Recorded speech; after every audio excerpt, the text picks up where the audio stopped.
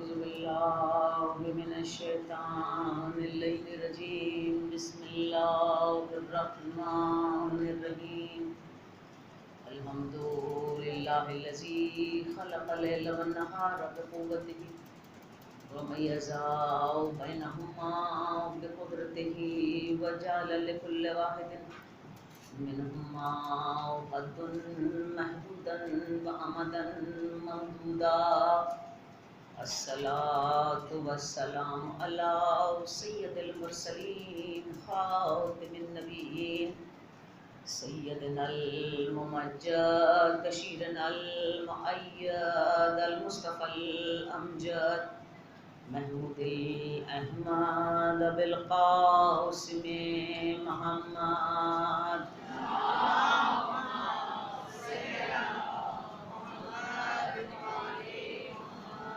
وصاحب الدعوة النبوية والصولة الحيدرية والعصمة الفاطمية والحلم الحسنية والشجاعة الحسينية والصبر السجادية والآثار الباقرية والمحاصر الجعفرية والعلوم الكاظمية والحجج الرضوية والجود التقوية والنقاوة النقوية والهيبة العسكرية والغيبة الإلهية القائم بأمر الله.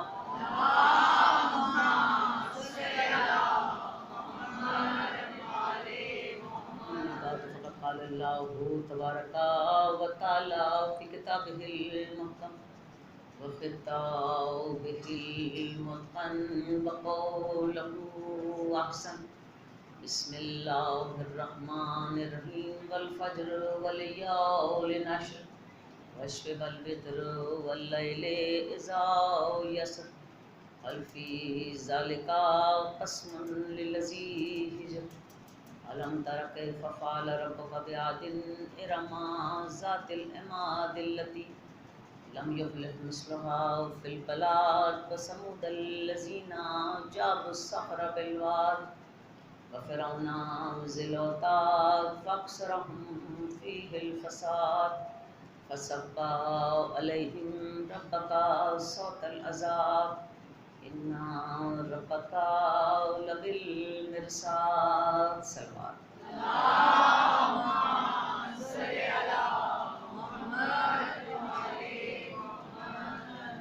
عزیزان گرامی، شہادت امام حسین علیہ السلام کی دینی اہمیت کے عنوان سے ہم نے اپنی گزارشات کا سلسلہ پہلی محرم سے شروع کیا اور اب ہماری تقریر اپنے اختتامی مراحل کے اندر داخل ہو چکی ہے.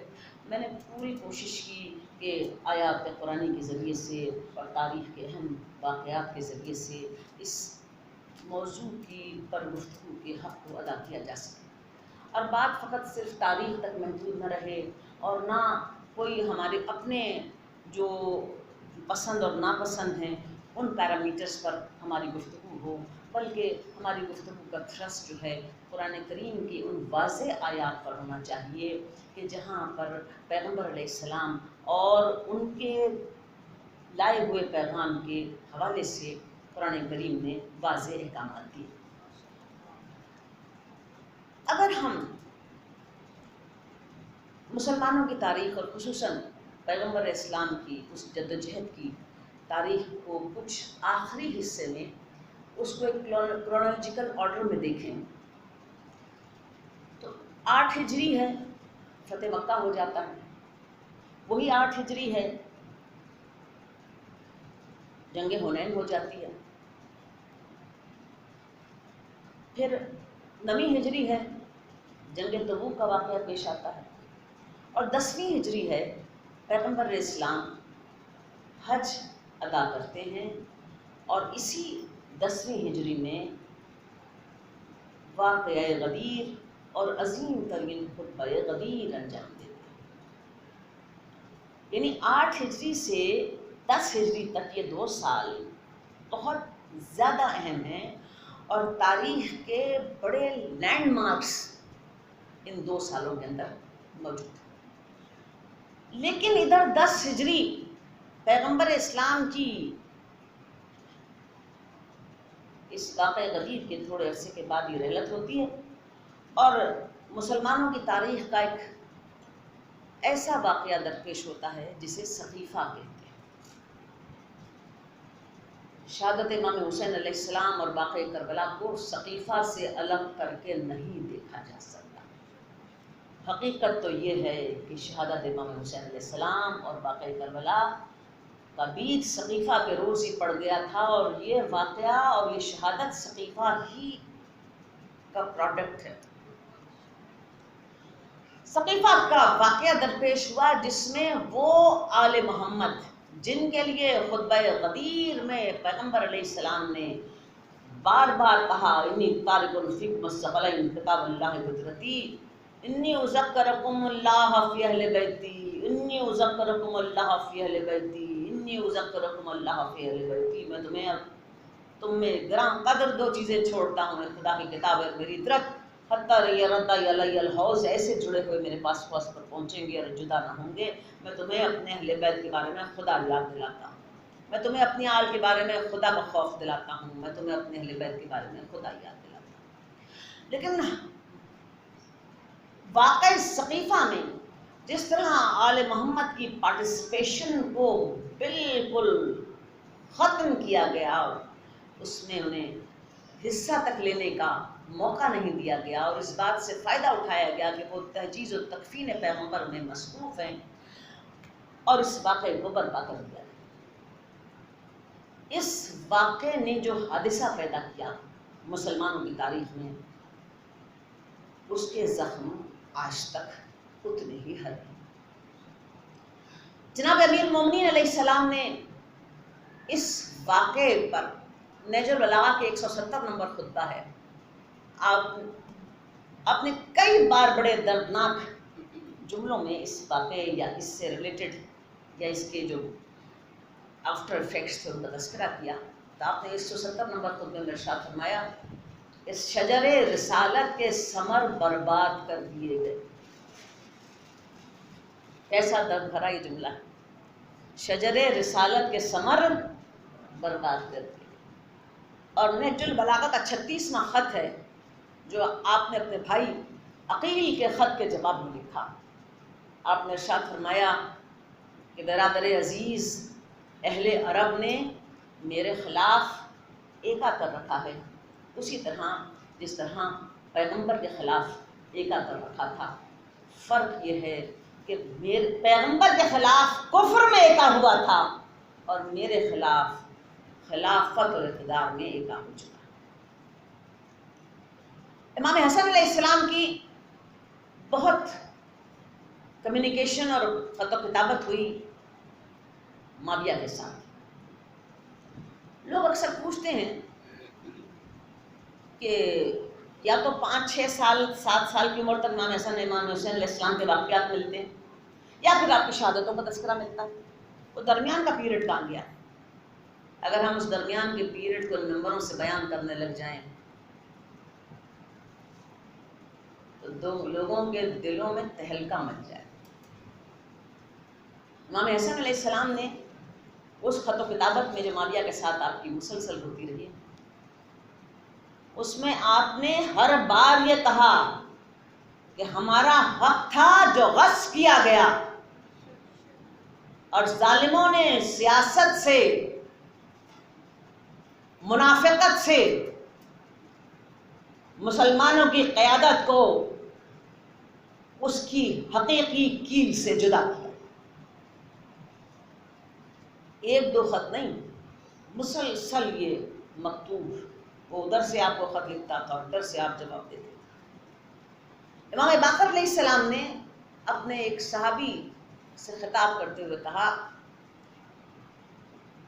کہ اہل عرب میں ہمارے گھرانے سے اعلیٰ گھرانہ کوئی نہیں تھا، لیکن جب اقتدار کی لالچ اہل عرب کو لگی تو انہوں نے ہمارے گھرانے کے خلاف ایکا کیا اور اس اقتدار پر قبضہ کر، اور ان آرگومنٹس کو اپنا بیس بنایا جو در حقیقت ہمارے امتیازات تھے۔ انہوں نے کہا کہ ہم مہاجر ہیں، اور انہوں نے کہا کہ ہم پیغمبر کے قرابت دار ہیں۔ خدا کی قسم، ہم سے زیادہ تو پیغمبر سے قرابت کوئی نہیں رکھتا تھا، اور اگر حقیقت دیکھی جائے تو مہاجرت اور یہ ہجرت پیغمبر کی کبھی فروٹفل ہو ہی نہیں سکتی تھی اگر علی ابن ابی طالب اس بستر کی زینت بن کے اپنے نفس کو خدا کی راہ میں نہ بیچتے۔ امام نے ارشاد فرمایا کہ ایک ایسی ڈگر پر مسلمانوں کے قیادت اور خلافت کو ڈال دیا گیا تاکہ وہ کہیں دور سے بھی ہمارے قریب نہ لگے، لیکن انقلاب زمانہ کے تحت خلافت آخر ہمارے گھر تک آ ہی گئی، اور جب آ گئی تو لوگوں نے ہمارے خلاف جنگ و جدل کا بازار گرم کر دیا۔ وہ جمل کا معرکہ، وہ صفین کا معرکہ، اللہ اکبر، اگر وہ جمل کا معرکہ نہ ہوتا تو جناب علی مرتضیٰ بہت کنوینئنٹلی بنی امیہ کو ان کے صحیح مقام پر پہنچا دیتے۔ لیکن افسوس کی بات یہ ہے کہ جمل کا معرکہ کھڑا کر کے جناب علی مرتضیٰ کی اس کوششوں پر پانی پھیر دیا۔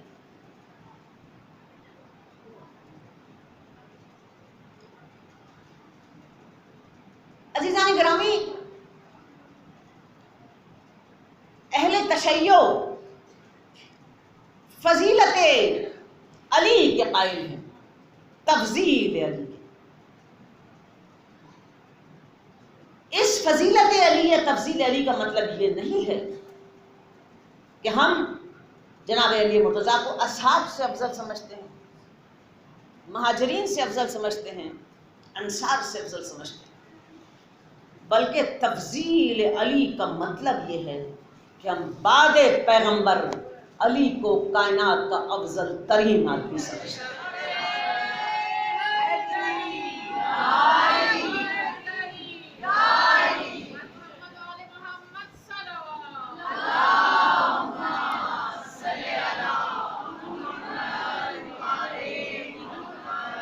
جہاں تک پیغمبر علیہ السلام کی فضیلت کا تعلق ہے، اس میں کسی بھی قسم کا کوئی شک و شبہ نہیں ہونا چاہیے۔ پیغمبر علیہ السلام کائنات کی افضل ترین ہستی کی جن کے لیے کائنات کو خلق کیا گیا، نہ ان کے مقابلے پر کوئی، نہ ان کے برابر کوئی، نہ ان سے افضل۔ پیغمبر کی اس فضیلت کی بھی فلسفی ہے، اور فلسفی یہ ہے پیغمبر کی فضیلت کی کہ تمام انبیاء جو بھیجے گئے، اللہ نے اپنے پیدا کردہ انسانوں کی طرف، تو وہ ہر نبی اپنے اپنے گروہ اور اپنی اپنی قوم کی طرف بھیجا گیا، لیکن پیغمبر اسلام کو تمام عالمین کے لیے رحمت بنا کر، ہدایت بنا کر، اور سب کے اوپر گواہ بنا کر بھیجا۔ وَكَذَلِكَ جَعَلْنَاكُمْ أُمَّةً وَسْطًا لِتَكُونُوا شُهَدَاءَ عَلَى النَّاسِ وَيَكُونَ الرَّسُولُ عَلَيْكُمْ شَهِيدًا۔ وہ بہترین امت سب پر گواہ ہے، ناس پر، اور اس پر پیغمبر گواہ ہیں، یعنی پیغمبر کو سب پر گواہ بنایا۔ دوسری بات یہ ہے کہ ہر نبی اپنے زمانے کے اعتبار سے لوگوں کے لیے ایک زندگی کی فلسفی لایا، جسے ہم کوڈ آف لائف کہتے ہیں۔ وہ اس علاقے کی، اس دور کی، اس سماج کی مناسبت کے حساب سے تو تھا، لیکن اگلے سماج کے لیے وہ ڈیفیشنٹ تھا۔ پیغمبر علیہ السلام ایک ایسی فلسفی زندگی کی لائے جسے ہم انکمپاسنگ فلسفی کہتے ہیں، جس میں ہر شے کا حل موجود ہے، جس نے پوری حیات انسانی کا حصار کر لیا۔ تیسری اہم بات یہ ہے کہ ہر وہ کتاب الہامی جو پیغمبر سے پہلے نازل کی گئی، اس کتاب کا تعلق اس دور سے تھا کہ اس کے بعد کی اگلی کتاب آنے والے دور تک اس کا پھیلاؤ ہے۔ لیکن اس کے بعد اس کتاب کے سوال جو ہیں اگلے زمانے کے لیے ممکن نہ تھے، تو وہ کتاب ریڈنڈنٹ ہو جاتی تھی اور ایک دوسری کتاب آ جاتی تھی۔ لیکن قرآن مجید کو جو پیغمبر علیہ السلام پر نازل ہوئی، ایک ایسی کتاب بنا کر بھیجا گیا، ولا رب ولا یابس الا فی کتاب مبین، اس میں ہر خشک و تر کا علم ہے، جو قیامت تک کے لیے ہر سوال کا جواب اور ہر مسئلے کی اس کے اندر گنجائش کو موجود کر دیا گیا۔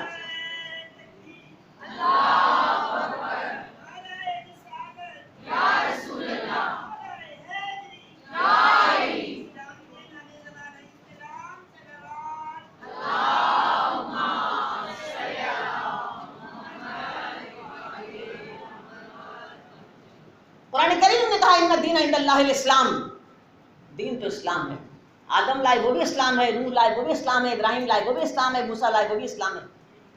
اب اس اسلام، آدم کچھ حصہ لائے، ابراہیم کچھ حصہ لائے، داؤد کی زبور میں کچھ حصہ تھا، موسیٰ کی توریت میں کچھ حصہ تھا، عیسیٰ کی انجیل میں کچھ حصہ تھا، لیکن پیغمبر علیہ السلام پر جس طرح اسلام کو مکمل کیا تو مہر لگائی، الیوم اکملت لکم دینکم واتممت علیکم نعمتی ورضیت لکم الاسلام دینا، کہ ہم نے تمہارے اوپر نعمت کو تمام کیا، دین اسلام کو مکمل کیا، اور ہم تمہاری کوششوں سے راضی ہو گئے۔ صلوات علیہ۔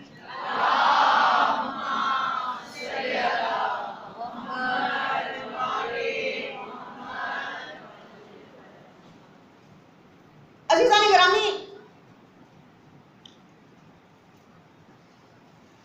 پیغمبر علیہ السلام آخری نبی ہے، یہ ہمارے عقیدے کا حصہ ہے۔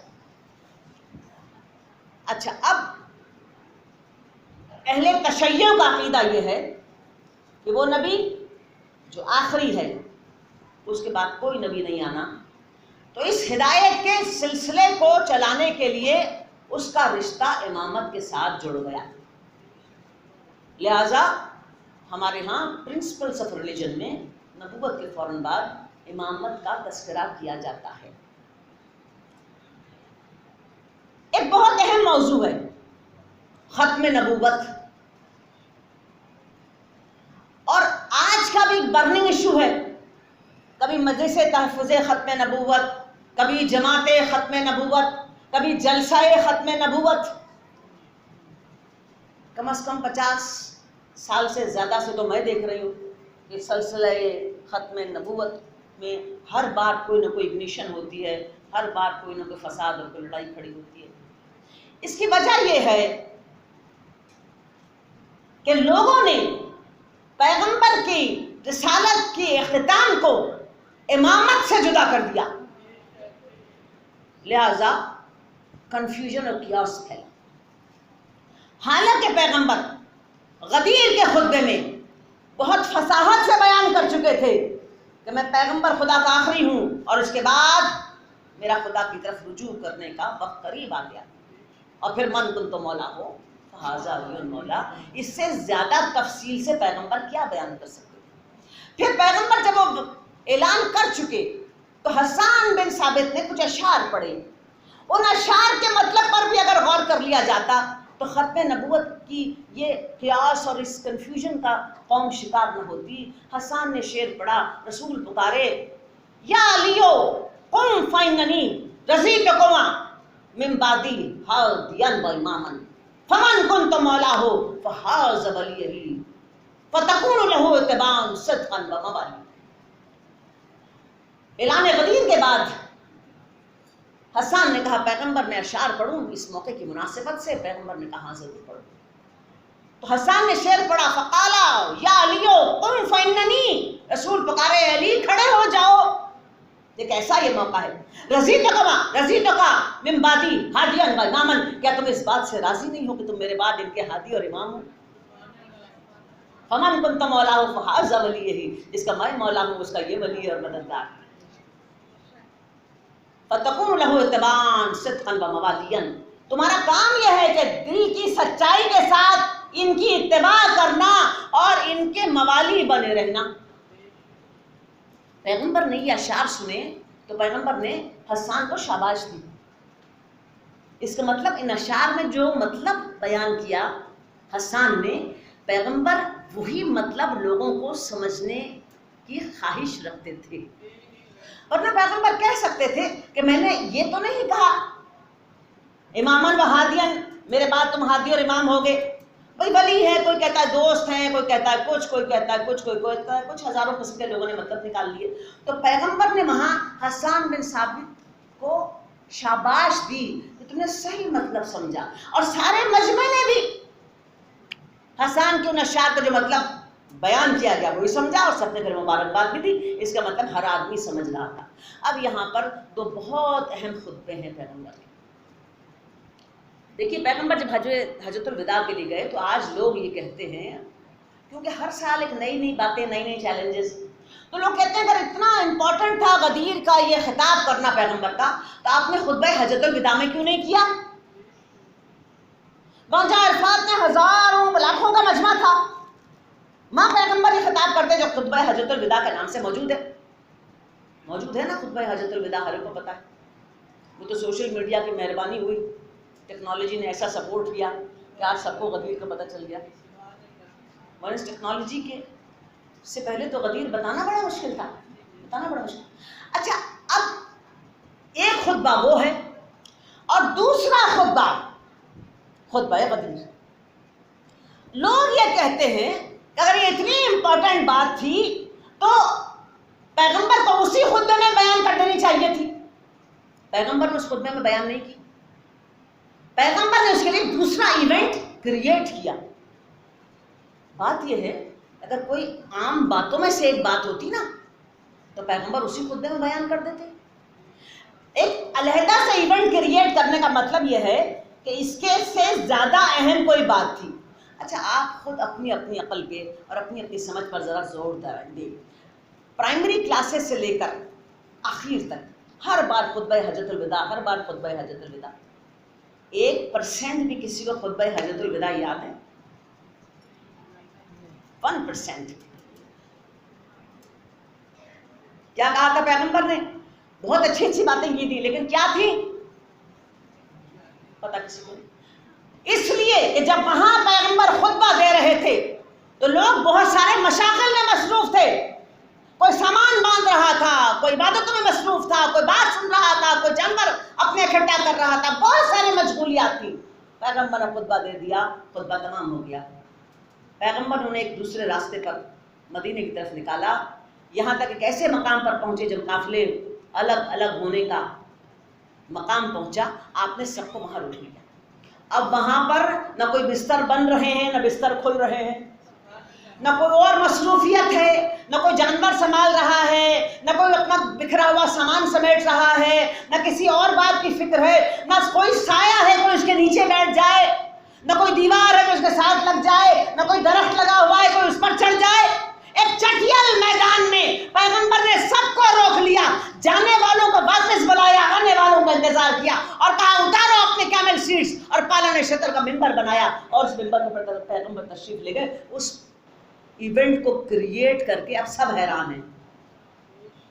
وہ اتنا لمبا خطبہ دے چکے نا پیغمبر، ساری بات تو کر چکے نا پیغمبر، تو اب کیا کہنا ہے؟ تو ساری باتیں ایک طرف اور غدیر کا پیغام ایک طرف. پیغمبر پالن شطر کے منبر پر چڑھے، کسی پر سایہ نہیں تھا، کوئی کسی اور کام میں مشغول نہیں تھا، فقط ایک ایونٹ کریٹ کیا اور پکارے من کن تم مولا ہو فحوزر.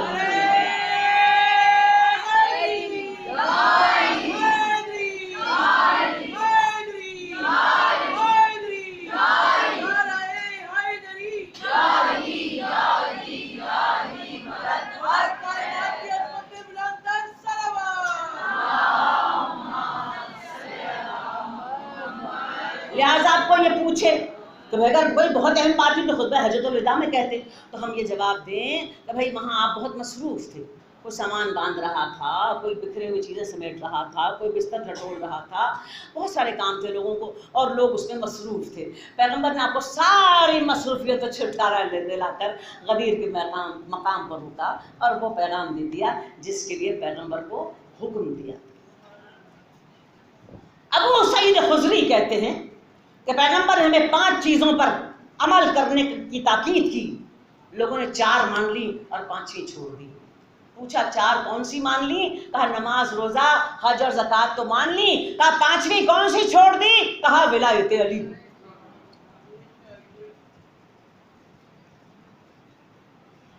عزیزان گرامی، ایک برادران اہل سنت کے ریسورسز میں سے ایک بہت مشہور حدیث ہے، اور اس حدیث میں یہ کہا جاتا ہے کہ پیغمبر نے ارشاد فرمایا کہ میری امت کے علماء انبیاء بنی اسرائیل سے زیادہ فضیلت رکھتے ہیں۔ اچھا، اب اس حدیث کو امام غزالی نے احیاء العلوم میں، ابن ابی الحدید نے شرح نہج البلاغہ میں، فخر الدین رازی نے تفسیر کبیر میں، پھر تفسیر نیشاپوری میں، تفسیر زمخشری میں، جتنا آتھینٹک اور بہترین لٹریچر ہے برادران اہل سنت کا، اس کے اندر یہ حدیث ہے۔ اب سوال یہ پیدا ہوتا ہے کہ انبیاء بنی اسرائیل سے علماء امت محمدیہ افضل کیوں ہیں اور کس بنیاد پر ہیں؟ علماء امت محمدی کی فضیلت کی بنیاد جو بیان کی گئی وہ ہے ان کا علم، وہ اپنے علم کی وجہ سے انبیاء بنی اسرائیل سے افضل ہے۔ اچھا، وہ علم جو ہے علماء امت محمدیہ کا، وہ کہاں سے آیا؟ وہ انہوں نے رسول سے اخذ کیا، جو رسول سے علم سیکھا۔ رسول کون ہے؟ علم کل اور عقل کل۔ تو جو ان کی اپنی اس کے اندر کوئی قابلیت نہیں ہے، بلکہ اس علم کی قابلیت ہے جو رسول سے انہوں نے اخذ کیا، لہذا اس علم جو سارا نہیں اخذ کیا، اس کا کوئی زیرے کے برابر یا زیرے کے بھی زیرہ اور زیرے کا بھی زیرے کا کوئی حصہ اگر ان کے پاس پہنچ گیا تو انبیاء بنی اسرائیل سے افضل ہو گئے۔ اور رسول کون ہیں؟ جنہوں نے اپنے لیے ارشاد فرمایا انا مدینۃ العلم، میں علم کا شہر۔ اب انبیاء محمدی، علماء محمدی، علماء امت محمدی انبیاء بنی اسرائیل سے افضل ہو گئے اس تھوڑے سے علم کی وجہ سے جو آپ نے شہر علم سے حاصل کیا۔ تو اب اس کے بارے میں کیا کہو گے کہ جس کے لیے پیغمبر نے ارشاد فرمایا انا مدینۃ العلم والی بابہا۔ اب آپ یہ کہیں علماء امت محمدی اس ذرہ برابر علم کی بنیاد پر تو انبیاء بنی اسرائیل سے افضل ہو جائیں، اور وہ جو شہر علم کا دروازہ ہو، جب میں یہ کہوں کہ بعد نبی سارے نبیوں سے افضل ہے، تو آپ کو پریشانی پڑ جاتی، پریشانی پڑ جاتی۔ آپ خود یہ سوچئے کہ علماء امت محمدیہ اپنے تھوڑے سے علم کی بنیاد پر تو انبیاء بنی اسرائیل سے افضل ہو جائیں، اور جو علم نبی کا دروازہ ہو، جب میں کہوں کہ وہ انبیاء بنی اسرائیل سے افضل ہیں۔ نعرہ تکبیر، اللہ اکبر، نعرہ رسالت، یا رسول اللہ، نعرہ حیدری، یا حیدری، یا حیدری، یا حضور کے محمد والے محمد بلند السلام، یہ عقیدہ ہے اہل تشیع کا، یہ عقیدہ ہے اہل تشیع کا کہ بعد نبی علی سب سے افضل ہے، چاہے وہ کوئی بھی ہو۔ یہ عقیدہ ہے اہل تشیع کا، اور اس عقیدے پر 1500 سال سے جانیں بھی دی گئیں، مسائل بھی اٹھائے گئے، مصیبتیں بھی اٹھائی گئیں، لیکن اس عقیدے سے ہم ڈیویٹ کسی صورت میں نہیں کر سکتے۔ پیغمبر علیہ السلام کی حدیث ہے کہ جسے آدم کو من ينظر الى آدم فی علمہ ونوحا فی عزمہ وابراہیم فی حلمہ وموسیٰ فی ہیبتہ وعیسیٰ فی زہدہ فلینظر الی وجہ علی ابن ابی طالب۔ ارے آدم کو علم میں دیکھنا چاہتے ہو، نوح کو عزم میں دیکھنا چاہتے ہو، ابراہیم کو حلم میں دیکھنا چاہتے ہو، موسیٰ کو ہیبت میں دیکھنا چاہتے ہو، عیسیٰ کو زہد میں دیکھنا چاہتے ہو، فلینظر، وہ چہرہ دیکھ لو، کس کا چہرہ؟ فَلْيَنْظُرْ إِلَىٰ وَجْهِ علی ابن ابی طالب، علی ابن ابی طالب کے چہرے کی طرف دیکھ لو، جہاں تمہیں آدم، ابراہیم، موسیٰ، عیسیٰ، نوح ساروں کی خصوصیتیں اکٹھی ہو کر نظر آ جائیں۔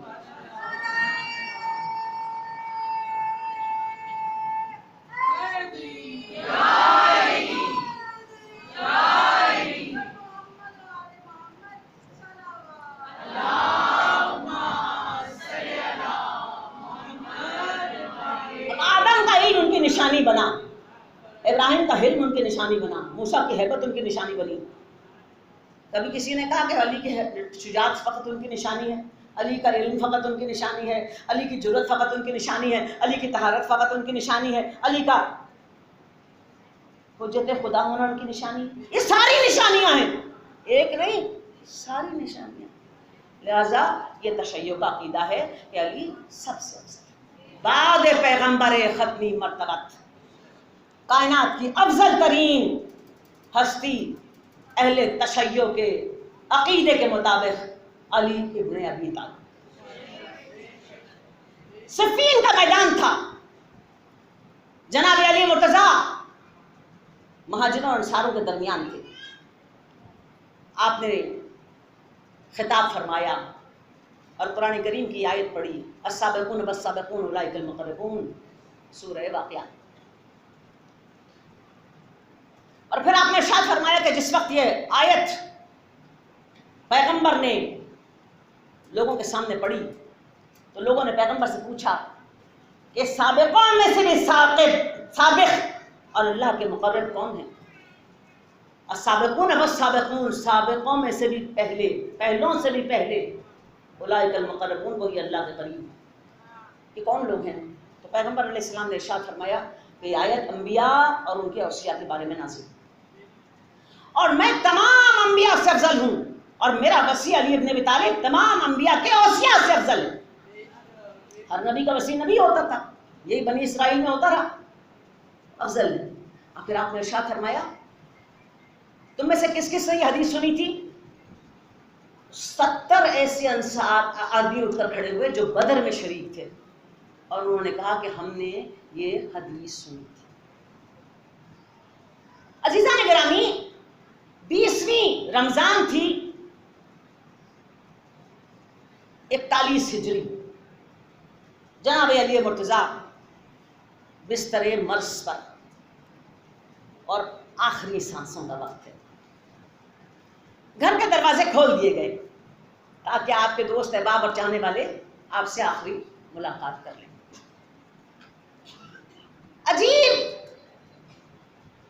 سناٹا تھا اور غمگین چہرے تھے۔ ایسے میں جناب علی مرتضیٰ کی آواز بلند ہوئی اور آپ نے ارشاد فرمایا جو مجھ سے پوچھنا چاہتے ہو پوچھ لو، قبل اس سے کہ میں تمہارے درمیان سے چلا جاؤں۔ ایسے میں جناب علی کے بہت معتبر صحابی ساسا بن سوہان نے فرمایا یا ابن ابی طالب، میرا ایک سوال ہے، کیا پوچھو؟ میں پوچھنا یہ چاہتا ہوں کہ آپ افضل ہیں یا آدم؟ وقت دیکھیے اور سوال دیکھیے۔ آپ نے ارشاد فرمایا میں افضل ہوں۔ کا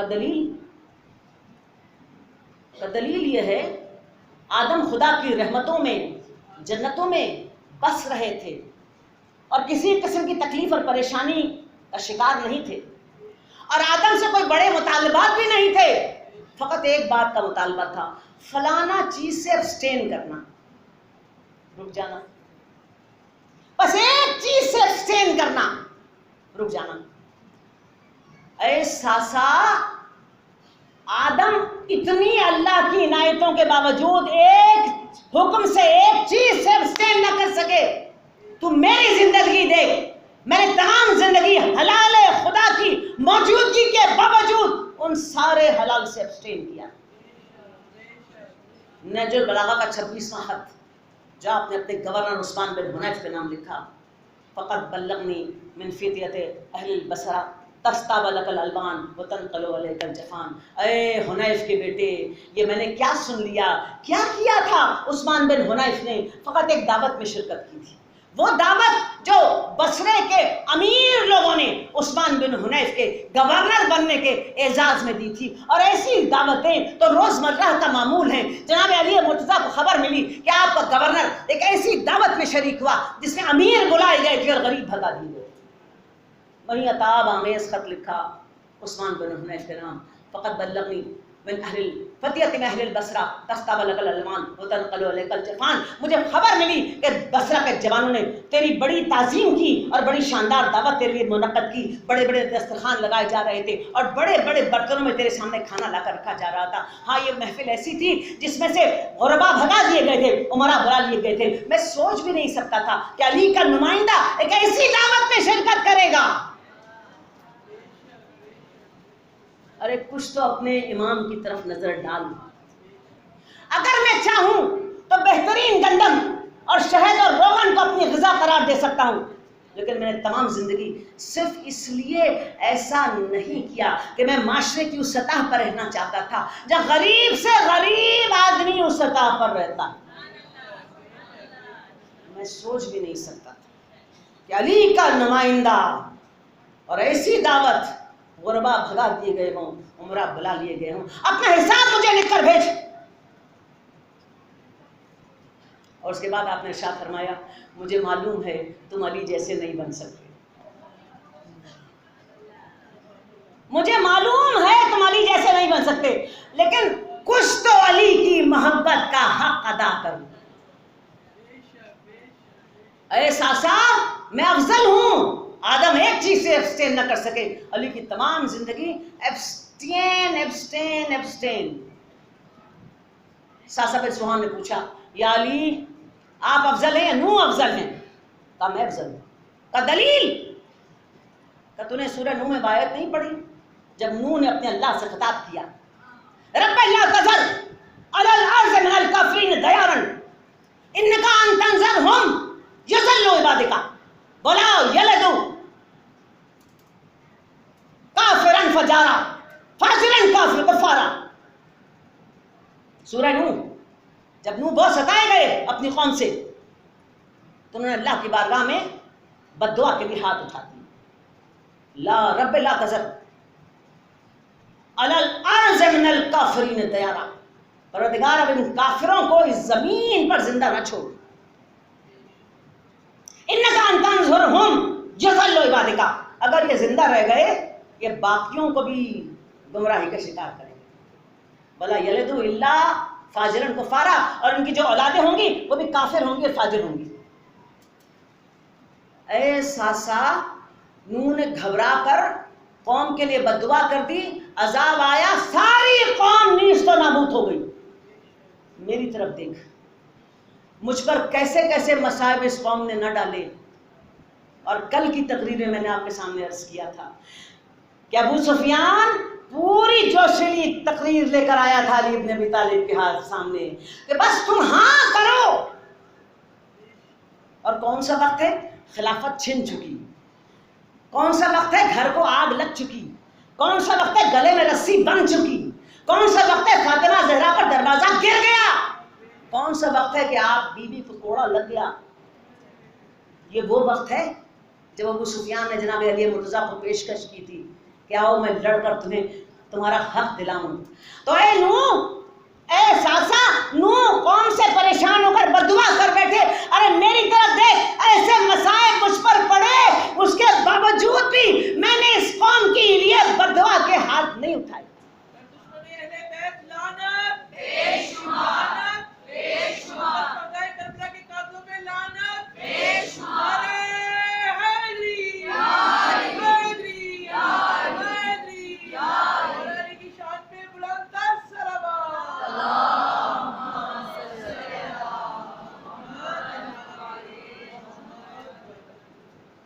شاہ عبدالعزیز محدث دہلوی، شاہ ولی اللہ کے بیٹے، یہ مجھے اتفاقاً یاد آ گیا، میں سناتی چلوں۔ انہوں نے تفسیر عزیزیہ لکھی، اس تفسیر میں سورہ شمس کی ایک آیت ہے، وہ ناقۃ اللہ سقیاہا، چھوٹی سی آیت، جناب صالح کی اونٹنی کا تذکرہ۔ تو اس تفسیر میں لکھا شاہ عبدالعزیز نے کہ رسول نے ارشاد فرمایا کہ علی اس امت کا ناقہ صالح ہے، شقی ترین ہے وہ شخص تو تمہاری داڑھی کو تمہارے خون سے رنگین کرے گا۔ پھر شاہ عبدالعزیز لکھتا ہے تفسیر عزیزیہ میں کہ ناقہ صالح کے ساتھ اس کا بچہ بھی پہاڑ میں گم گیا تھا تو قوم پر عذاب آ گیا۔ اگر علی کے ساتھ علی کے بیٹے بھی قتل ہو جاتے تو اس قوم پر عذاب آ جاتا۔ اور پھر اگر کربلا میں حسین ابن علی کے سارے خاندان کے قتل ہونے کے بعد اگر امام زین العابدین زندہ نہ بچتے تب بھی ساری قوم پر عذاب آ جاتا۔ ناقۃ اللہ سقیاہا، اے ساسا ہم افضل ہیں، ہمارے وجود زمین پر عذاب کو روکے ہوئے ہیں، ورنہ جس وقت ہم بد دعا کے لیے ہاتھ اٹھا دیتے کون باقی رہ سکتا تھا۔ پھر پوچھا ساسا نے، یہ ابن ابی طالب آپ افضل ہے یا موسیٰ؟ کم ہے کا دلیل کا تو نے سورہ قصص میں نہیں پڑھا جب موسیٰ کو حکم آ جاؤ فرعون کے سامنے اللہ کی وحدانیت کا اعلان کرو تو موسیٰ نے ارشاد فرمایا قال رب انی قتلت منہم نفسا فخاف ان یقتلون واخیا ہارون فافصح منی لسانا فارسلهم معي ردا انی اخاف ان یکذبون۔ ڈر گئے موسیٰ اور کہا پروردگار تو مجھے کہہ رہا ہے، مجھے خوف آتا ہے، میں نے ان کے ایک آدمی کو قتل کیا تھا،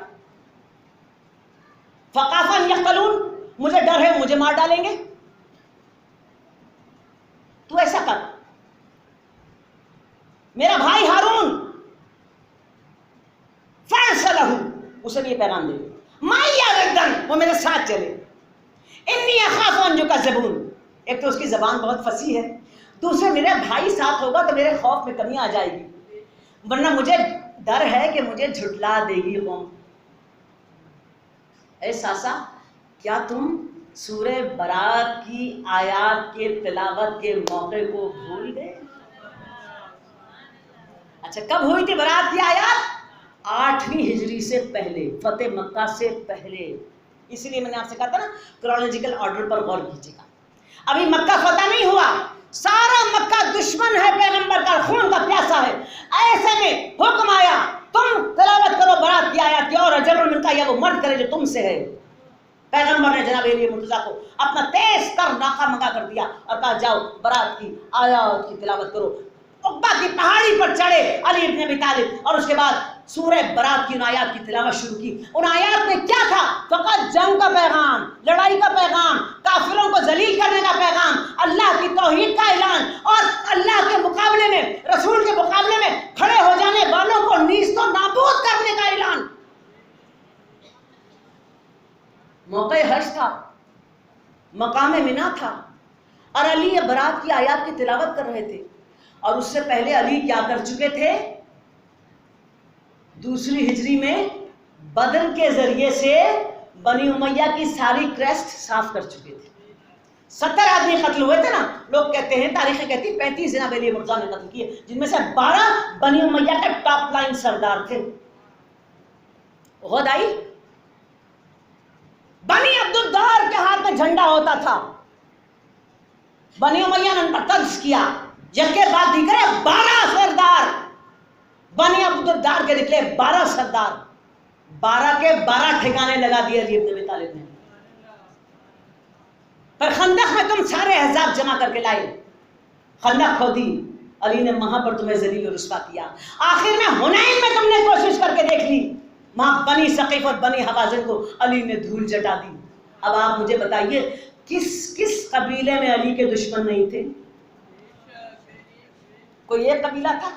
ارے ساسا میری تلوار اتنے لوگوں کو لقمہ بنا چکی تھی کہ عرب کا کوئی گھر ایسا نہیں تھا جہاں میرا مخالف اور میرا دشمن موجود نہ ہو۔ ارے وہاں موسیٰ ڈر گئے ایک فرعون کے سامنے جانے سے، اور میں سارے اہل عرب کے سامنے تنہا کھڑا ہو گیا، نہ کسی کو مدد کے لیے بلایا، نہ کوئی خوف میرے دل میں تھا۔ پتا میں افضل ہوں یا موسیٰ افضل ہے؟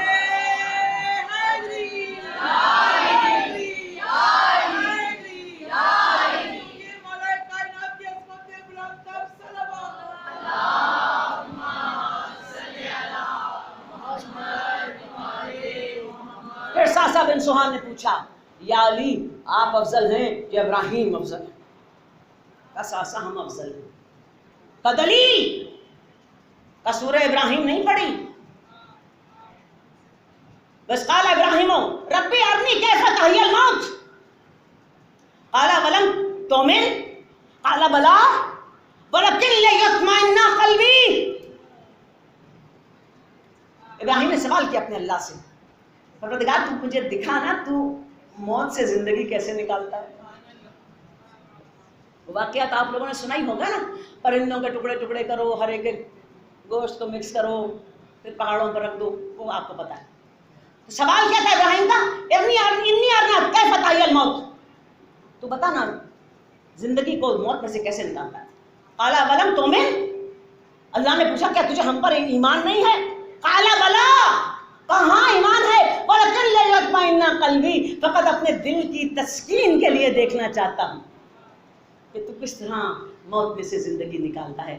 وہ ابراہیم کی حیثیت تھی، اور میرا مقام یہ ہے لو کشف الغطاء لمستت یقینا، اگر آسمانوں کے حجابات بھی میرے سامنے سے ہٹا دیے جائیں تو میرے یقین کی کیفیت میں رتی برابر تبدیلی نہیں ہوگی.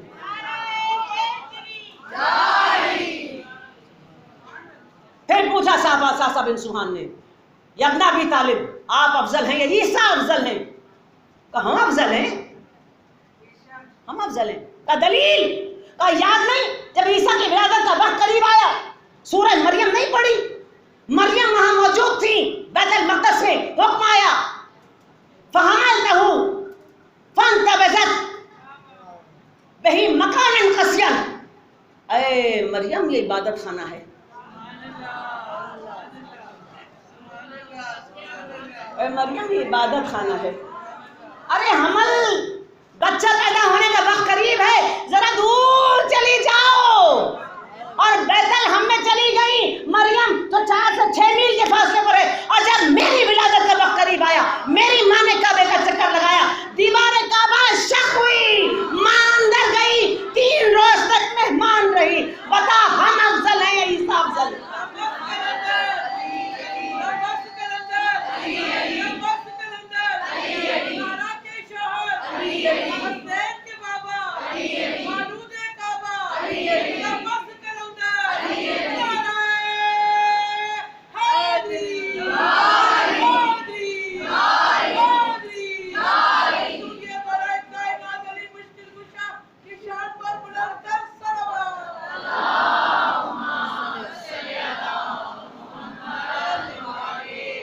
خود میرے مولا کے ارشادات. یہ ہے علی تشیع کا عقیدہ. بعد نبی آخر الزمان علی افضل ترین بشر. محمد بن ابی حذیفہ بہت خوددار تھے جناب علی مرتضیٰ، صحابی تھے رسول کے، اور رشتے میں ماں کی طرف سے معاویہ کے بھی کزن ہوتے. جناب علی مرتضیٰ سے محبت کی وجہ سے ان کو شدید مصائب اور آلام کا شکار کیا جاتا تھا. ایک مکالمہ ہوا جو بلازوری نے، بلازوری کون سی تاریخ ہے؟ Primary source. ہسٹری میں جو پرائمری سورس ہوتے ہیں نا، موسٹ اتھینٹک سورس ہوتا ہے. بلازوری نے لکھا کہ مکالمہ ہوا محمد بن ابی حذیفہ کا معاویہ کے ساتھ، اور محمد بن ابی حذیفہ نے کہا کہ جب سے میں تمہیں جانتا ہوں، وہ دور جاہلیت ہو یا اسلام کے آنے کے بعد کے ادوار ہوں، میں نے تم میں کوئی تبدیلی نہیں دیکھی، اسلام تم میں داخل ہی نہیں ہوا. تم مجھ پر اس لیے مصائب اور آلام ڈالتے ہو کہ میں علی سے محبت کرتا ہوں. ذرا آنکھ کھول کے دیکھو، علی کے ساتھ سارے دیندار، خدا پرست اور متقی لوگوں کا گروہ ہے، اور تمہارے ساتھ منافق، بدکار، شریر فسادی لوگوں کا ٹولہ ہر وقت موجود رہتا ہے. اس مکالمے کے بعد محمد ابن ابی حذیفہ جیل میں ڈال دیے گئے اور تشدد کر کر کے ہلاک کیے گئے. بڑی بھاری قیمت ہے علی بن ابی طالب کی محبت کی، بہت بھاری قیمت. پھر بالا زوری نے خط کا تذکرہ کیا ہے. بہت امپورٹنٹ بات ہے، بہت امپورٹنٹ. بہت سارے نوجوان دوست بیٹھے، بلازوری کو جا کر نیٹ پر سرچ کریں، یہ پرائمری سورس ہے جس تاریخ اسلام کو لکھا. اس نے کہا کہ ایک خط لکھا محمد بن ابو بکر نے. جناب ابو بکر کے فرزند محمد بن ابو بکر جناب علی مرتضیٰ کے گھر میں پلے، بیٹے کی طرح تھے، اور لوگ آپ کو جناب علی مرتضیٰ کا دایاں ہاتھ کہتے. بہت محبت کی جناب محمد بن ابو بکر نے جناب علی سے، اور جناب علی نے جناب محمد بن ابو بکر سے. ایک خط لکھا انہوں نے مالیہ کے نام، جس میں اس بات پر سرزنش کی کہ تم علی کی اطاعت کی بجائے بغاوت پر آمادہ ہو. اس خط کے جواب میں بالازوری لکھتا ہے کہ ماویہ نے ایک خط محمد بن ابو بکر کو لکھا، اور اس خط میں لکھا کہ رحلت پیغمبر سے پہلے ہم اور تمام لوگ یہی سمجھتے تھے کہ پیغمبر اسلام کی مرضی یہی ہے کہ ہم سب علی کی اطاعت کریں، اور ہم میں سے کسی کو بھی ان کی فضیلت پر کوئی شک نہیں تھا. لیکن یہ پیغمبر کی رحلت کے بعد تمہارے اپنے والد اور ان کے دوستوں نے وہ مقام اور منزلت جو پیغمبر نے ان کے لیے مقرر کی تھی ان سے چھین لی اور خود اس پر قابض ہوئے. اب تم ہم سے سوال کرتے ہو.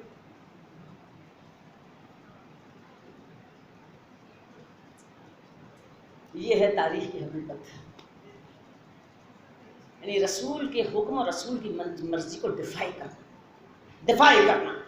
اور نہ صرف ڈیفائنس بلکہ اتنے کمزور بنا دیے گئے تھے آل محمد، اتنے کمزور بنا دیے گئے تھے کہ ان کا اسلام سے رشتہ ہی کاٹ کر پھینک دیا. قرآن کمپائلیشن کا وقت آیا تو کہا علی گھر سے باہر کیوں نہیں نکل رہے؟ کہا وہ قرآن کمپائل کر رہے ہیں، جمع کر رہے ہیں. پیغمبر قرآن کی کمپائلیشن اپنی آنکھوں کے سامنے کروا چکے تھے. جناب علی مرزا صرف ان کو جوڑ کر لیا. کسی نے ایکسیپٹ کیا قرآن کی کمپائلیشن جناب علی کی؟ کر رکھ دیں یہاں پر، ہم اسے دیکھ لیں گے. جناب علی نے کہا کہ قرآن سامت کو لینا چاہتے اور قرآن ناطق کو نہیں لے رہے، کہا پھر آپ اسی کو اٹھا کر لے جائیے. اس کے بعد ایک کمیٹی بنی، زید بن حارثہ، ابی بن کعب اور ایک اور کوئی شخص تھا. اس وقت آپ قرآن کی کمپائلیشن کریں. اچھا پھر لیٹر پیریڈ میں لوگوں نے کہا کہ جی یہ جو حجاج بن یوسف تھا اس نے عراب لگا دیے تھے. اللہ اکبر. وہ شخص جسے مسلمانوں کی تاریخ میں کرمنل سے زیادہ بلکہ کرمنلز کی بھی کوئی سپرلیٹو ڈگری ہوگی وہاں پر اس کو رکھا جائے. بلکہ عمر بن عبدالعزیز نے کہا تھا کہ ساری اقوام اپنے سارے کرمنلز کو جمع کر دیں اور ہم اس کے بدلے میں فقط ایک حجاج کو رکھ دیں، ہمارا پلڑا پھر بھی بھاری ہوگا. تو اس نے لگایا رات اور کمپائلیشن. اب آپ یہ دیکھیے کمپائلیشن آف قرآن، جب تلاوت قرآن کے ادوار ہوتے ہیں اور قرأت قرآن کے محفلیں ہوتی ہیں تو وہاں پر اگر کوئی کہے کہ یہ کمپائلیشن علی مرتضیٰ نے کی تو علی کا قرآن کے ساتھ رشتہ نظر آتا ہے نا. تو چالاکی کی انتہا دیکھیے کہ ایک فیکٹیشیس قسم کی کمیٹی بنا کر کمپائلیشن آف قرآن اس کے حوالے کر کے علی کا رشتہ قرآن سے کاٹنے کی وہ سازش کی گئی. حالانکہ پیغمبر ارشاد فرما چکے تھے القرآن مال علی والعلی مال قرآن، قرآن علی کے ساتھ ہے، علی قرآن کے ساتھ. اب قاری قرآن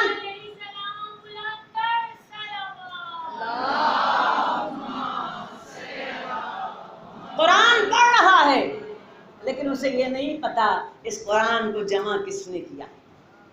اس قرآن کو جمع پھر فقہی مسائل کے اوپر فتوے دینے کا وقت آیا تو حکومت کی طرف سے الٹے سیدھے فتوے دیے جانے لگے. جناب علی مرزا نے ایسے میں اسلام کو بچانے کے لیے، شریعت کو بچانے کے لیے فتوے دیے، جس کے جواب میں لوگوں نے یہ تو کہا کہ اگر آپ نہ ہوتے تو ہم ہلاک ہو جاتے. لیکن دل میں پریشانی، فوراً ایک کمیٹی بن گئی فتوے دینے والی، وہی زید بن حارث، ابو موسیٰ اشعری اور عبداللہ بن مسعود، یہ تین آدمی کو رکھ کر ایک کمیٹی بنا دی گئی. اب آپ جو ہے نا وہ اسلامک جورسپروڈنس پر فتویٰ دیں. اب ایک طرف وہ کمیٹی جو حکومت کی کمیٹی ہے وہ فتوے دے رہی ہے اور ایک طرف علی ابن ابی طالب فتوے دے رہے ہیں. یہ آج تک مسلمانوں میں جو 2 قسم کے فتوے ہیں نا، یہ وہاں سے چلے تھے. یہ بات کی پیداوار نہیں ہے، یہ اولین دور کی پیداوار ہے. ایک فتوے وہ ہیں جو حکومت دلوا رہی ہے، اور ایک فتویٰ وہ ہے جو علی ابن ابی طالب دے رہے ہیں، جو اسلامک جورسپروڈنس علی کی ہے، وہ اہل تشیع کے پاس ہے. اور باقی سارے لوگ ان مختلف قسم کی کمیٹیوں کا شکار ہوتے چلے گئے. یعنی اب علی کا رشتہ اسلامک جورسپروڈنس سے بھی کاٹ کر رکھ دو. فتوے غیر دیں گے، وہ علی جو سب سے بڑا فقیہ ہے اس کا فتویٰ بھی قبول نہیں کیا جائے. مالی طور پر ویسے ہی کمزور، اور اتنا کمزور کر دیا کہ لوگ انہیں دیکھ کر کترانے لگے. لوگ کس کے پاس جاتے ہیں؟ دینے والے ہاتھ کے پاس. جب دینے والے ہاتھ کے پاس کچھ نہ رہے تو مجمع چھٹنے لگتا ہے، اور وہاں جا کر اکٹھا ہوتا ہے جہاں سے کچھ بٹ رہا ہوتا ہے. مالی طور پر الگ کمزور کر دیا گیا. اس حد تک کمزور کیا گیا کہ جب خلافت گھر گھرا کر 4-4.5 سال کے لیے جناب علی مرتضیٰ کے پاس آ بھی گئی تھی، تو ایک روز ایسا نہیں تھا جناب علی مرتضیٰ کی زندگی میں جس دن آپ کو چند لمحے کا بھی چین ملا.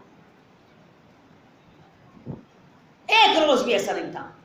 اور اتنے کمزور کر دیے تھے اس خلافت کا آل محمد اور بنی ہاشم پر کوئی ان کی حیثیت کو ایلیویٹ کرنے کا کوئی امپیکٹ نہیں ہوا. کوئی سیاسی حیثیت نہیں بڑھی، کوئی معاشی حیثیت نہیں بڑھی، کوئی ان کی مذہبی حیثیت کے اندر کوئی ایلیویشن نہیں ہوئی. لوگ انہیں عام آدمی سمجھتے تھے، عام آدمی. اتنے کمزور ہوئے، اتنے کمزور ہوئے. امام حسن علیہ السلام کو زہر دے دیا گیا. نواسے نے فقط اس بات کی خواہش کی تھی کہ مجھے میرے نانا کے پہلو میں دفن کر دینا. ارے اتنے کمزور ہو گئے تھے آل محمد، پیغمبر کے قبر کے ساتھ اس نواسے کو دفن نہ کر سکے جو سوار دوش رسول تھا. اتنے کمزور ہو گئے تھے. اور دوسری طرف شاعر اسلام، اب چونکہ وقت نہیں ہے وہ ہم کل کی تقریر میں، اب شاعر اسلام کا الگ مذاق تھا، آل محمد الگ کمزور ہو گئے تھے. ایسے میں حسین ابن علی کیا کرتے، کیا کرتے اور کیا کرنا چاہیے؟ امام حسین علیہ السلام کی تحریک کی اور کربلا کے شہادت کے واقعے کی حیثیت یہ ہے دینی اعتبار سے کہ وہ تمام معاملہ جو بنی امیہ نے شان اسلامی کے راستے پر کھڑے ہو کر کھیل کھباڑ کے ذریعے سے مٹانا چاہا تھا، نمازوں کے اوقات میں تبدیل کر دیے تھے، تکبیریں کہنا بند کر دی تھی، حج میں تلبیہ پہ پابندی لگا دی تھی. حج تمتع سورہ بقرہ کے 196 نمبر آیت حکم ہے، پیغمبر نے بڑی مشکل سے رائج کرایا تھا، معاویہ نے حج تمتع پر پابندی لگا دی. زکوٰۃ محلوں کے بنانے میں، لشکروں کے سجانے میں اور اپنے ذاتی معاملات کی پورا کرنے میں خرچ ہونے لگی. لوگوں نے پوچھا، ابو ہریرہ سے پوچھا، سعد بن ابی وقاص سے پوچھا، عبداللہ بن عمر سے پوچھا کہ یہ حاکم جو ہیں یہ مال زکوٰۃ کو اپنے ذاتی مصارف اور عیش و عیاشیوں میں خرچ کرتے ہیں، کیا انہیں زکوٰۃ دے دی جائے؟ تو جواب یہ ملا کہ ہم نے پیغمبر سے سنا ہے اگر حاکم شراب بھی پیے تب بھی اسے زکوٰۃ دے دو، تم بری و ذمہ ہو جاؤ گے. پیغمبر پر جھوٹ گڑنا. یہاں تک کہ عبداللہ ابن عمر نے یہ فتویٰ دیا اگر حاکم اپنے دسترخوانوں پر کتے کا گوشت نوچ نوچ کر کھائے نا تب بھی انہیں زکوٰۃ دے دو. اب لوگ پوچھتے ہیں نا وہ 7 سال کی عمر تک تو امام حسین علیہ السلام نظر آئے، پھر اس کے بعد 56 سال میں درمیان میں کیا ہوا؟ درمیان میں یہ کچھ ہو رہا تھا. بتاؤں اب سب کو میں، بتائیں ہم درمیان میں کیا ہو رہا تھا؟ پھر حکم آیا کہ اگر کسی کا نام علی حسن حسین دیکھو قتل کر دو، اہل تشیع کی گواہی قبول نہ کی جائے. رجسٹروں سے جس پر شک ہو علی اس کے اولاد سے محبت کرتا ہے نام کاٹ دو، وظیفے بند کر دو، خوراک بند کر دو. حج کا الگ حشر کیا، تکبیریں مٹا دی، نماز کے اوقات بگاڑ دیے، حج تمتع پہ پابندی لگا دی، زکوٰۃ کے مال کو عیش و عشرت پہ خرچ کرنے لگے، لشکر و خزانے بننے لگے. شاعر اسلامی مذاق اور کھیل بن گیا. ایسے میں حسین ابن علی کو کیا کرنا چاہیے تھا؟ کیا حکومت بنانے کی طرف توجہ دیتے؟ خلافت گھسیٹنے کی طرف توجہ دیتے؟ ارے حسین ابن علی نے وہ کام کیا جو اول و آخر میں کوئی نہیں کر سکتا تھا. آپ نے وہ اسلام جو گیند کی طرح اچھال اچھال کر بنی امیہ اپنے تھے اور اسے مٹا رہے تھے، آپ نے وہ اسلام دوبارہ کھینچ کر ان کے ہاتھ سے نکالا اور آل محمد کی طرف پلٹا دیا۔ حسینیت زندہ باد، حسینیت زندہ باد، حسینیت زندہ باد، حسین علیہ السلام کی شان پر بلند تر صلوات۔ آج اسلام کا ریفرنس آل محمد ہے۔ اس سے پہلے لوگوں نے عام آدمی سمجھنے لگے تھے، عام آدمی سمجھنے لگے تھے۔ کربلا کی اس لیے دینی اہمیت ہے، کربلا نے اسلام کو بچا کر ظالموں، جابروں، منافقوں، بدکاروں کے ہاتھ سے نکال کر دوبارہ فاطمہ کے گھر تک پہنچا دیا۔ اور دوسری خوبی کیا ہوئی اس کربلا سے؟ دوسری خوبی کیا ہوئی؟ سورہ مریم میں اللہ نے کہا ان الذین آمنوا وعملوا الصالحات سیجعل لہم الرحمن ودًا۔ جب کوئی ایمان اور عمل صالح کو انجام دیتا ہے، ارے اس سے بڑی ایمان کی کوئی دلیل ہوگی کہ نام حسین لا الہ الا اللہ کی زبان، اور اس سے بڑا کوئی عمل صالح ہوگا کہ آدم سے لے کر خاتم تک سب کی کوششوں والے اسلام کو بچا کر اپنے صاحب حسین لے لیں۔ لبیک یا حسین، سیجعل لہم الرحمن ودًا، اللہ رحمان ان کی محبت لوگوں کے دلوں میں ڈال دیا کرتا ہے۔ سیجعل لہم الرحمن ودًا، ارے کربلا کے بعد لوگوں کے دلوں میں آل محمد کے لیے وہ محبوبیت پیدا ہوئی کہ گردن کٹانے کو تیار ہو گئے، لیکن علی، حسین، حسن، فاطمہ کے خلاف ایک لفظ سننا گوارا نہیں ہے۔ یہ محبوبیت کربلا سے پہلے نہیں تھی۔ لوگ خوفزدہ ہو جاتے تھے، گھروں میں چھپ جاتے تھے، نام بدل دیا کرتے تھے، راستے بدل دیا کرتے تھے، شہروں کو چھوڑ دیا کرتے تھے۔ آج اسی شہر میں بتاؤ، اسی ملک میں بتاؤ، ہزاروں آدمی قتل ہو گیا حسین ابن علی کے نام پہ، تشیع کے نام پہ۔ کس کے گھر میں مجلس بند ہوئی؟ کس کے بچوں نے کالے کپڑے پہننے چھوڑ دیے؟ کس نے اپنے نام کو حسن و حسین اور علی اور مصطفیٰ سے تبدیل کر دیا؟ یہ محبوبیت دی اللہ نے خون حسین سے کہ میرا اور آپ کا دل اپنی جان سے بڑھ کر فاطمہ کے لال پر فدا ہے۔ لبیک یا حسین، لبیک یا حسین، لبیک یا حسین، لبیک یا حسین، لبیک یا حسین، لبیک یا حسینیت زندہ باد، مسعودیہ مولا کائنات کی شان پر بلند تر صلوات۔ سیجعل لہم الرحمن ودًا، رحمان نے تمہاری محبوبیت لوگوں کے دلوں میں ڈال دی۔ یہ ہے کربلا کا فروٹ، یہ ہے کربلا کا پھل۔ اللہ اکبر۔ وہ عاشور کی رات جو 1000 مہینوں پر بھاری ہے، 1000 مہینوں پر بھاری ہے، وہ قدر کی رات۔ حسین ابن علی نے اپنے اصحاب و انصار کو اپنے خیمے میں جمع کر لیا اور خطاب کیا اور ارشاد فرمایا، یہ سامنے جو لشکر نظر آ رہا ہے یہ فقط میرے خون کا پیاسا ہے۔ تم نے آج تک بھوک اور پیاس میں، مصائب و آلام میں میرا ساتھ دیا، میں ان ساری کوششوں کو قبول کرتا ہوں، اپنے نانا کے حضور پیش کرتا ہوں اور تم سے جنت کی ضمانت دیتا ہوں، تم کو جنت کی ضمانت دیتا ہوں۔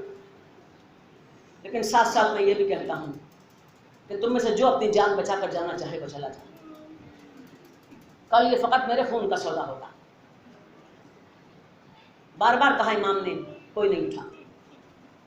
پھر آپ نے ارشاد فرمایا، اچھا یہ چراغ جل رہا ہے، شاید تمہیں یہ شرم اور حیا آئے کہ میں تمہارے جاتے ہوئے چہروں کو دیکھ لوں گا، میں چراغ گل کیے دیتا۔ اندھیرے کا فائدہ اٹھاؤ اور جس کا جہاں دل چاہے چلے جاؤ، جنت تمہاری ہے۔ یہ کہہ کر ہاتھ بڑھایا، چراغ کو بجھا دیا۔ کافی دیر چراغ بجھا رہا، کسی قسم کی کوئی موومنٹ نظر نہیں آئی امام حسین علیہ السلام۔ جیسے لوگ کھڑے ہوتے ہیں، جاتے ہیں، آتے ہیں، کوئی تو حسل وسل کچھ تو ہوتا۔ دوبارہ چراغ جلا دیا، دیکھا جو جہاں بیٹھا تھا وہ وہیں بیٹھا ہے۔ سوال کہ تم گئے نہیں؟ حبیب نے مظاہر اٹھ کر کھڑے ہوئے، انصار کی طرف سے تقریر کی، مسلم نے اوسجا نے تقریر کی، زہیر ابن قین نے وہ جوشیلا خطاب کیا، حسین ابن علی نے بڑھ کر ماتھا چوم لیا، انصار کے بعد اعزا کی باری آئی. ان کے نمائندے کے طور پر جناب عباس ابن علی اٹھ کر کھڑے ہوئے. امام حسین علیہ السلام سے خطاب کیا. سب کی باتیں امام حسین علیہ السلام سنتے گئے. جب ساری باتیں مکمل ہو گئی آپ نے کہا جاؤ کل کی روز کی تیاری. سب اٹھ گئے اپنے اپنے کاموں کے لیے. کوئی تلوار کو دھار لگانے کے لیے، کوئی تیر کو سیدھا کرنے کے لیے، کوئی اللہ کی راہ میں سجدہ شکر کرنے کے لیے کہ حسین نے ہماری قربانی کو قبول کر لیا. آپ نے دیکھا ایک بچہ آپ کے دائیں طرف کھڑا ہے، وہ نہیں گیا. گردن گھما کر چراغ کی اس روشنی میں دیکھا تو قاسم، بھائی کا یتیم بچہ. کہا قاسم خیریت تو ہے نا میرے لال؟ آپ یہیں پر کھڑے رہ گئے. کہا چچا بس ایک بات پوچھنا چاہتا ہوں. کہا پوچھو. کہا کل شہادت میں میرا نام ہے نا؟ امام نے کہا تمہارا نام ہے قاسم. بچہ خوشی سے پورے نہیں سے پاتا تھا. میرا نام ہے چچا، میرا نام شہادت ہے. امام حسین نے سامنے ہاتھ پکڑ لیا اور کہا قاسم موت کیسی لگتی ہے؟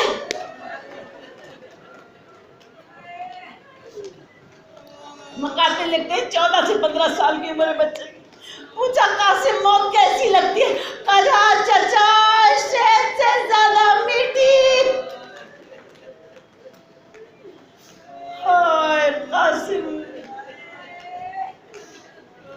بس وہ دشت بلا کا مقتل سجا، یکے بعد دیگرے حسین کے اصحاب و انصار گرنے لگے. میرے امام بہت احتیاط سے ایک ایک کی لاش اٹھاتے تھے اور اس خیمے میں لا لا کے رکھتے تھے جس خیمے کو آپ نے شہداء کی لاشوں کے لیے کھڑا کیا تھا.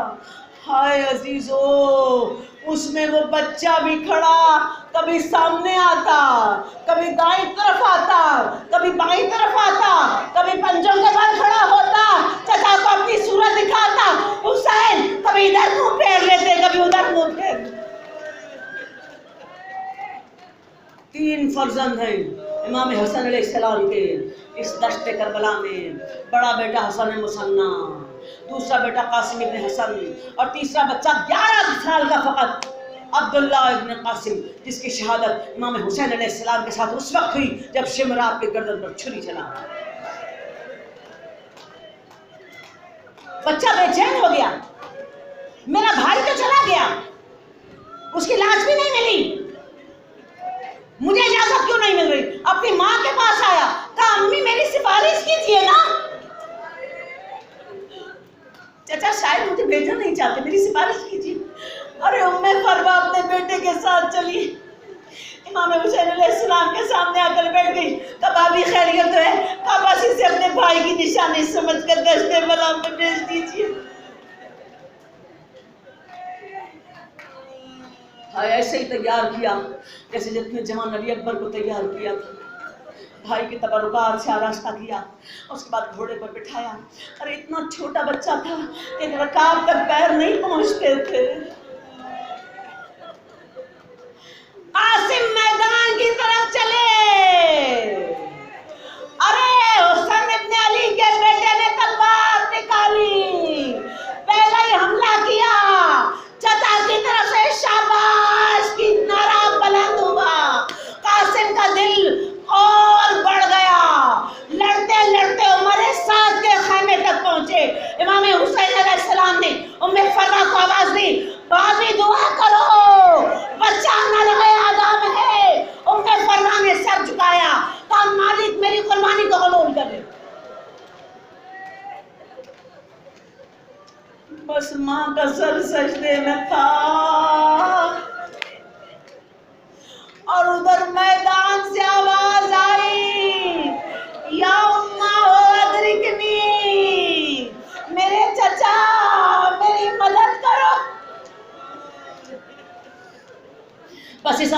سننا تھا، اس آواز کو سننا تھا۔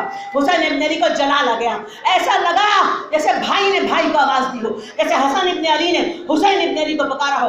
آپ نے ایک نظر بھر کر عباس کی طرف دیکھا، گھوڑے پر سوار ہوئے، تلوار بے نیام کی، دونوں شیروں نے لشکر اعداء پر حملہ کر دیا۔ ہائے بچہ گھوڑے سے گرا ہوا تھا،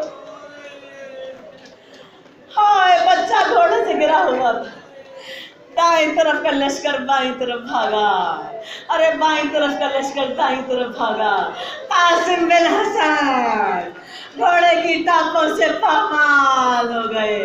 ہائے حسین، لاش قاسم کو ڈھونڈیے،